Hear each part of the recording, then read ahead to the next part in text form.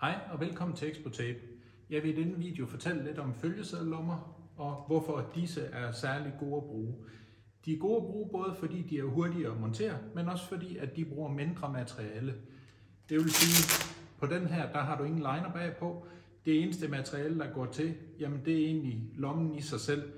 Den er også hurtigere at tage af igen, når man får følgeseddelommen frem. Den er monteret på ruller, så den egentlig også er klar til at automatisere processer, hvis nogen har nogle pakkeanlæg, de ønsker at få automatiseret. Processen er ret enkel, det vil jeg vise her. Man har sin følgeseddel, lægger man på, sådan her, trækker man af, sådan her. Så har man sin følgeseddellomme, som man kan sætte på sin kasse. Og det går ikke ret lang tid. Vi kan lige prøve at tage en mere. Lægger på sådan her, sådan her.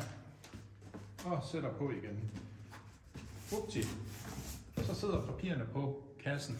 Og vi har sådan nogle mærker, hvor at limen den er deaktiveret, hvor man lige kan tage ved sådan her, så trækker man af igen, og så har man papiret igen. Jeg ved ikke, om I selv har modtaget pakker og prøvet at få papir ud af de følgeseddelommer, der er sådan helt lukket, hvor de sidder fast, hvor man skal skære op.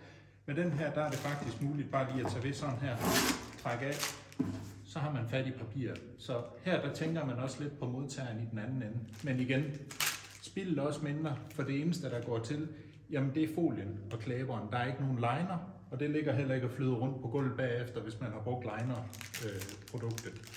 Så kig ind på Expotape. Under videoen, der laver jeg en link til både dispenseren og til følgeseddelommen. Tak fordi du så med.